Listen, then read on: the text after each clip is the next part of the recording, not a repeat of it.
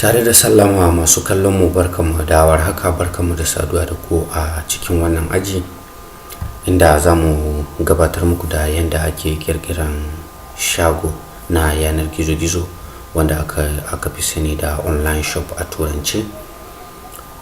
Sunana Ahmad Alhassan wanda ke da lakabi da Malam Lado. Zan ɗauke ku a cikin wannan darasu.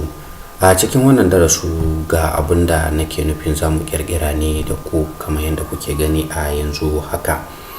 Wannan shine shagon yanar gizo-gizo. Kuka duba akwai hoto, akwai suna, akwai farashi, wanda in kuka duba duka tsari ne dai kamar yadda kuke gani a nan. Idan ka bude kowane kaya da kake son saya, za ka ga sunan shi, za ka ga hoton shi, za ka ga jawabin wannan kaya, za ka ga farashin shi. Amma kuma kamar yadda kuke gani yana buƙatan mu yi rijista, sai mun yi login tukunna kafin mu iya shiga cikin wannan kaya. Bari mu yi login.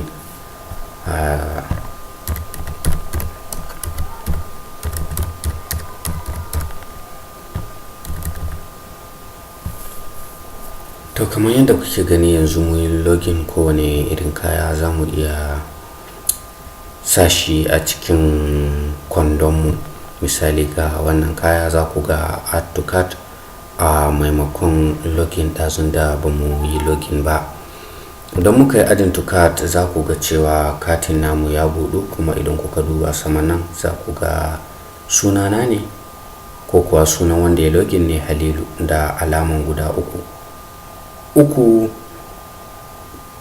uku a nan yana nufin kayayyakin da ke cikin kwandon namu guda uku ne. Kamar yadda kuka duba za ku ga guda uku ne a nan. Sannan idan kuka duba za ku ga abin da aka sa unit price, wato farashin kwara ɗaya kenan. Za ku ga a nan kuma akwai total price na wannan product ɗin kenan. Yanzu idan muka canja quantity daga kwaya ɗaya zuwa kwaya biyu, za ku ga nan ya ninku. Idan muka yi update daga 2,500 zuwa 5,000 kamar yadda za ku gani haka. Saboda haka ya kasance 5,000 don kuwa kwaya biyu muka zaba. Idan kuka zo kasa za ku ga iya adadin farashin kayayyakin shine 25,012. Idan aka hada da 500 kudin mota zai tashi, ko kuwa kudin kaiwa zai tashi 25,512. Sannan bayan ka gama zaba, idan ya kasance ba ka son wani daga cikin waɗannan, za ka iya cire shi ta yin amfani da remove. Saboda haka abubuwan kunga sun zama biyu a kusa da sunan wanda yake yin wannan sayayya. Sannan idan kuka duba za ku ga farashin ya ragu zuwa 512, domin wannan 500 ne, wannan kuma 12. Bari dai mu canja shi ya zama guda 20 mu ga farashin nawa zai bamu. Shine ya bamu 240. Saboda haka farashin zai tashi naira 5,240 na kayayyaki da muke da su. Sai mun afuwa nan 5,000 ne ba 500 ba, kamar yadda ne kuskuren faɗi tun farko. Saboda haka dai wannan shine abin da za mu kirkira. Idan kuka duba a nan akwai user update. Kai mai siyan kayan za ka iya ɗan yin wani sauye-sauye a kanka. A maimakon Halilu zan iya canjawa zuwa Umar, wanda kuma za ku ga ya canju a nan ba tare da wani bata lokaci ba. Saboda haka daga Halilu ya zama Umar.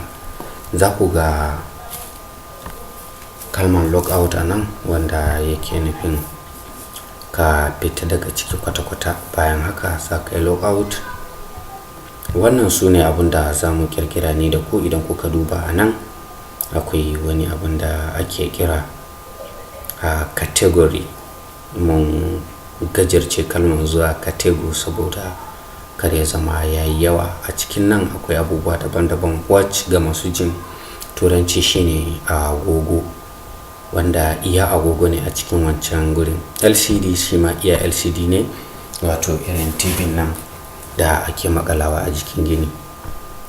Za ku ga iya su ne a cikin nan, saboda haka ne dai muka yi abin sassa. Sannan Tecno, wayoyi ne na Tecno, za ku ga su kaɗai ne a ciki. Sannan Nokia ma haka guda ɗaya da Joni. To amma idan muka zo home za mu ga cewa kusan komai ne a nan.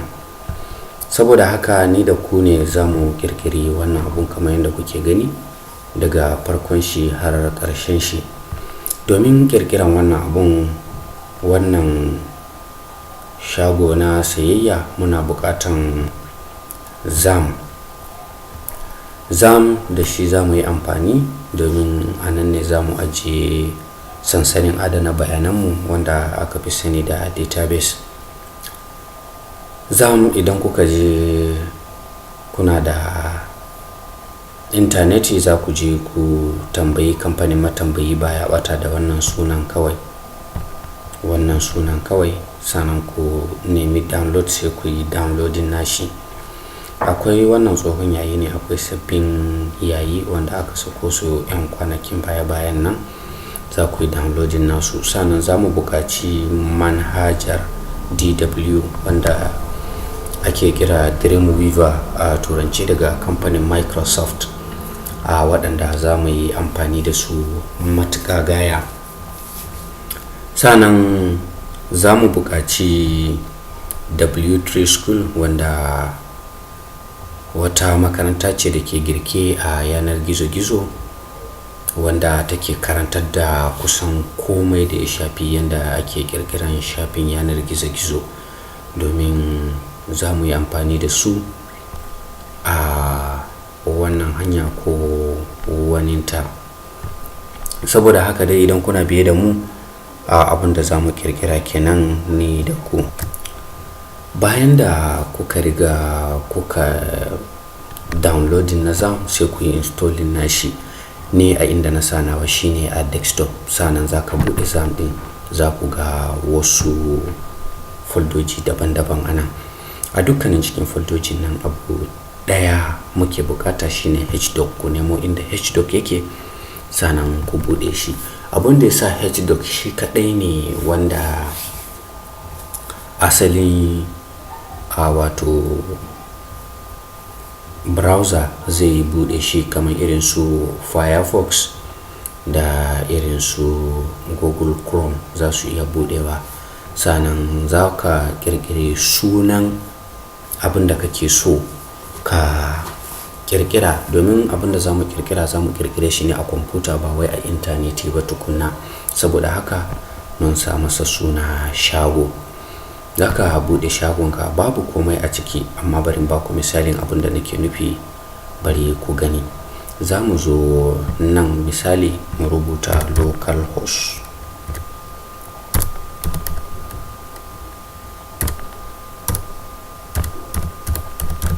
Kamar yadda kuke gani, sai mu sa stroke, sai mu sa shago, domin in ba ku misali yadda ya kamata. To kun ga ya bude mana shagon, kuka ga index of shago, domin cin babu wani abin da yake cikin shagon, saboda haka ba zai nuna ba kaman wannan ba. Domin shi ma idan kuka gani localhost/social network/index abin da yake ciki, to amma a shagon mu babu komai a ciki. Saboda haka yanzu da ni da ku ne za mu fara kirkiran abubuwan da za mu sa a cikin shi wannan shago namu. Saboda haka za mu buɗe shagon, sai mu kirkire wasu foldoji da dama waɗanda za su ɗauki abubuwan da muke bukata, ko kuwa za mu sa abubuwan da muke bukata a ciki. Kowane guri, kowane folder da abin da za mu sa shi. Za mu fara da folder hukuma, wanda hukumomi ne kawai ke da daman shiga wannan folder. Sannan na biyu za mu sa wato launuka, wanda launi ne wanda zai rike mana launuka a ciki, da kuma ma'ajin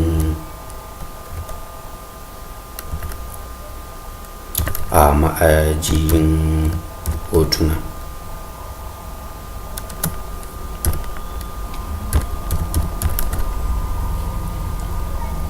kuwa mu bashi sunan ma'aji kawai ba sai mun sa hotunan ba. Sannan za mu sake bude cikin shi sai mu sa hotuna.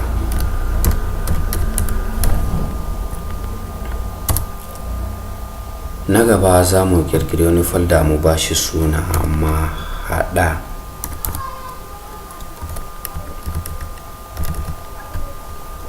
Na ƙarshe za mu bashi suna hotuna domin za mu ajiye kayayyakinmu a ciki kamar yadda kuka gani a gefen nan. Kazalika abunda ke ciki kenan. Zan bude cikin hukuma, zan ɗauki wani abu mai suna image, sannan in mai da shi cikin hukuma domin zan nuna muku amfanin shi nan gaba kaɗan. To da alamun bai shigo cikin hukuma ba, bari in sake ɗaukan shi in sako shi a cikin hukuma domin zan yi amfani da shi kwarai nan gaba kaɗan. Ya shigo cikin hukuma, zan ba shi suna hoto ko kuma in ba shi suna maɗorin hoto domin zan yi aiki da shi matuƙa gaya. Saboda haka tunda mun kirkiri waɗannan foldoji, bari mu goge wannan da suke kan desktop sai mu duba cikin browser mu sake refresh na shago. Za ku ga foldojin da na kirkira, za ku gansu a nan: hukuma, hotuna, hukuma, launuka, ma'aji sai mahaɗa. Waɗannan su ne abinda za mu yi a yanzu haka. Abinda ya kamata yanzu shine mu je mu kirkiri abinda ake kira wato table da kuma database, sansanin adana bayanai. Za mu iya yin amfani da shi ZAMP din. Za mu rubuta a nan php my admin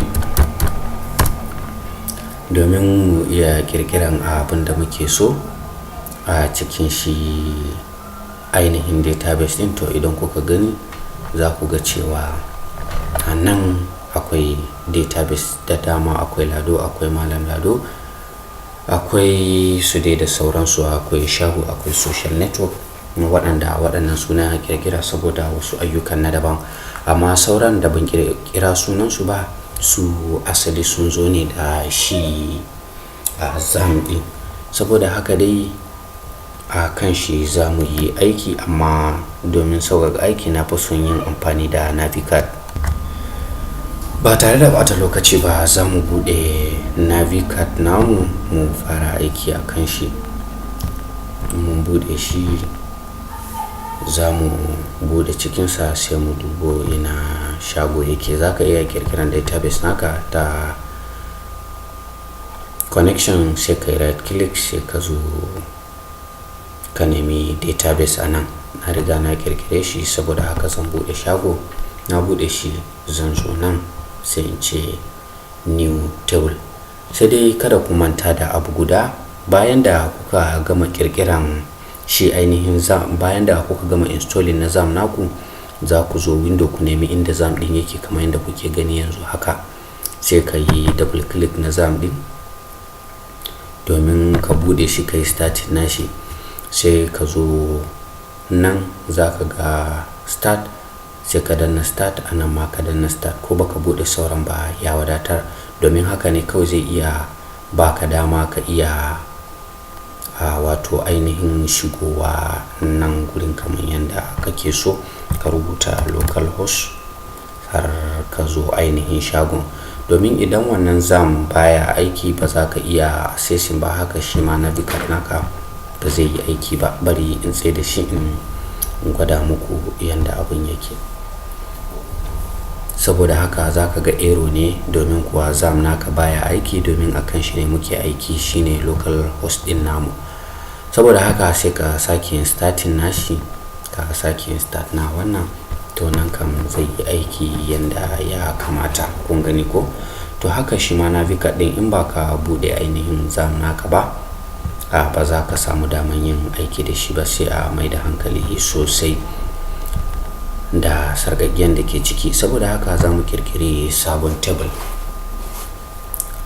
A table za mu rubuta product underscore, sai mu kofe shi domin za mu yi ta aiki da shi repeatedly a cikin wannan. Sai mu sa id. id yana nufin identificator ne, shi zai identifying na kowane abu da ka sani. Misalin da zan baka shine a Facebook za ka samu masu suna Musa da dama, amma za ka samu ko Muhammad da dama ko Ahmad da dama, amma Facebook ta kan iya bambance tsakanin kowane Muhammad da Ahmad ta gane wannan shine wane, wannan shine wane, ta yi amfani da shi yanda ya kamata. Idan zan baku misalin ID, ku duba nan za ku ga idan na login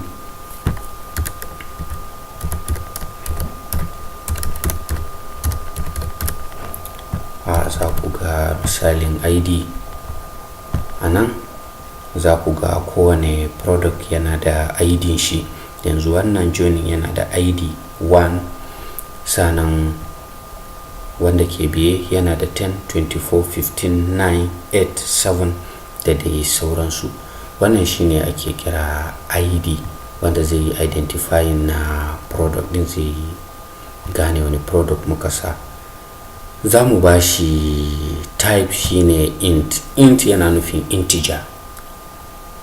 Ga waɗanda suka karanta mathematics a makarantun secondary sun san me ake nufi da integer. Sannan length nashi, iya tsawon faɗinsa, za mu ba shi 11.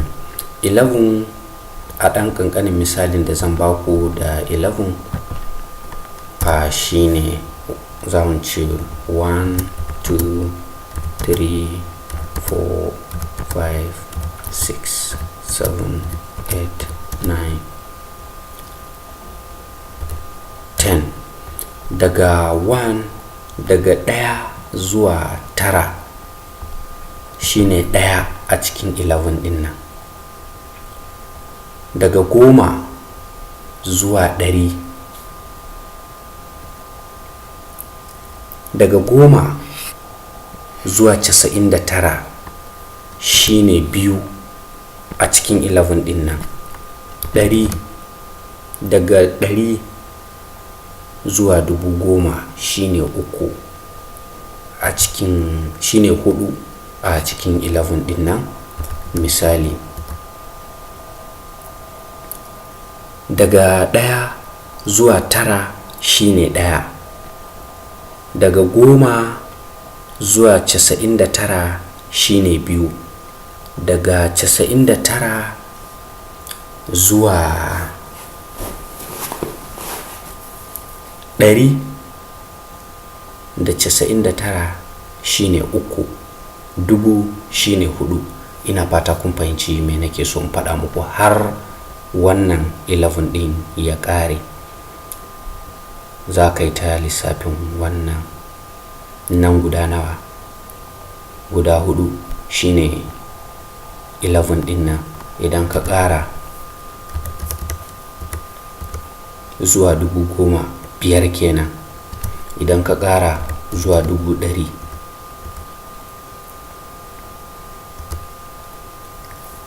nawa kenan? Za ka samu 6 ne. To haka abun zai yi ta tafiya, haka zai yi ta tafiya har sai ya kammala da 11 din nan. Saboda haka shi yasa muka bashi length na 11. Za mu zo nan mu yi clicking key nan yana nufin primary key. Bayan da za a yi number guda ɗaya ko 1 ko 2 ko 3 ya yi duplicating. Saboda haka ne muka bashi primary key. Zanan za ka zo ƙasan nan sai ka duba auto increment, sai ka yi clicking domin ya ringa ƙaruwa da kanshi.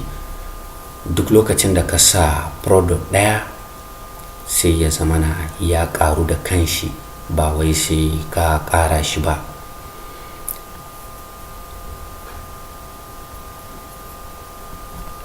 Bayan da muka sa product id za mu zo ƙasa sai mu paste, sai mu ce product name,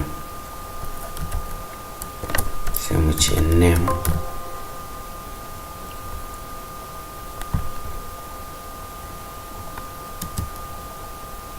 to da alamu ya bude mana wani table din ne wanda za mu kulle shi don ba bukatan shi muke buga, wanda muke aiki a kansa. Sai mu ce masa product, sai mu ba shi name domin suna na wannan kayan da za mu sa, kamar yadda za ku ga sunan a nan shine Johnny waye da sauran duk wani abu mai suna, sai mu ba shi suna name. Saboda haka name za mu ba shi voucher ba integer ba, domin shi voucher yana rike nambobi da kuma abin da ba nambobi ba.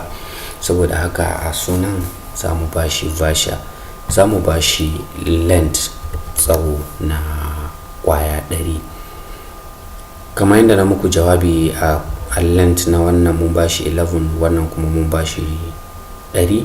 Akwai bambanci tsakanin su, domin shi wannan zai yi ta tafiya ne daga 1, 2, 3 har 1000, 10,000, 100,000, miliyan 1, miliyan 10 da dai sauransu. Wannan kuma kwaya 100, abinda ake nufi da kwaya 100, misali idan muka zo nan muka ce add product, za ku ga suna a nan, to za mu ba shi misali suna kalwa. Nan idan kuka duba ku ga kwata-kwata 1, 2, 3, 4, 5 ne a nan. To abinda ake nufi da kwaya 100, idan wannan sunan ya kai nambobi 100, in har ya wuce 100 zai watsar da sauran ya dauki iya kwaya 100. Dan babu sunan da za mu bayar ya iya wuce 100, amma dai mun bashi kwaya 100 domin kasancewar musamman mutum zai iya sawa ba. Sanan shi baya bukatan mu bashi auto increment, saboda haka dan shi sawa za mu yi da kanmu, wannan kuma zai ringa karuwa ne da kanshi id. Za mu sauko kasa mu ce price, sai mu bashi price kaman farashi kenan ga waɗanda suka san turanci. Shi kuma ba za mu bashi voucher ba, za mu nemi double ne mu bashi, domin bashi voucher ba zai zama ya bada ma'ana ba, domin a double misali idan muka ce naira 1,500, a ƙa'idan rubutun turanci ana yin wani abu haka, to double shi zai ɗauki wannan ya sake ɗaukan wannan 500 da ke bayan ya hada. Amma idan muka bashi integer, duk da cewa namba ne, to zai ɗauki wannan ɗaya ne ya manta da abin da yake bayan wannan kuma ɗin. Saboda haka mun bashi double ne domin ya ɗauko su gaba ɗaya. Da fatan kun fahimci abin da nake so in faɗa muku. A double ba za mu bashi komai a nan ba, sai dai decimal za mu sa masa 2. Sannan za mu je products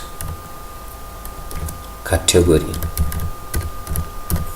daga wani sashi shi wannan product din yake. Ana sa integer domin a dauki namban da shi wannan kayan yake, amma zan zo in nuna muku a nan gaba. Misali a nan shine mu koma nan, idan muka ce add product, za ku ga cewa a wani sashi muke son mu sa shi abinda za mu daura. Za mu sa shi a Johnny ne, a LCD, a Nokia, a Tecno ko a ina. Saboda haka a wani lokacin ana ɗaukan namba kamar yadda za ku gani a nan, za ku ga mun zaɓi a ina muke, abinda muka sa a ina yake, mun san inda muka sa shi. Saboda haka a wani lokacin ana karɓo namba amma ba za mu so ɗauko namba ba, saboda haka za mu ba shi voucher, shi ma sai mu ba shi 100 kenan. Sannan abu na gaba za mu ce image, hoto kenan.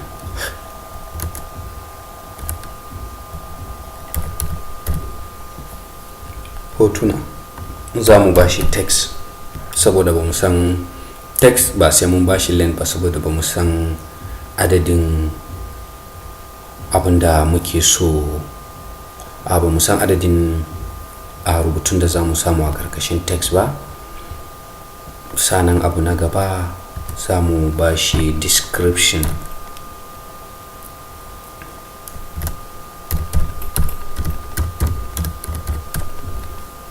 A description za mu ba shi voucher, sannan za mu ba shi length na 1000 a nan, saboda description sau da dama yakan kasance da yawa idan kuka duba a nan. Saboda haka domin kai bayanin menene wannan agogon kana bukatan rubutu da yawa, saboda haka mun ba shi 1000. Ganin cewa mun nausa sosai, za mu dakata a nan. Idan muka sake dawowa za mu ci gaba daga inda muka tsaya. Wassalamu alaikum wa rahmatullahi wa barakatuh. Ahmad Alhassan nake sallama da ku.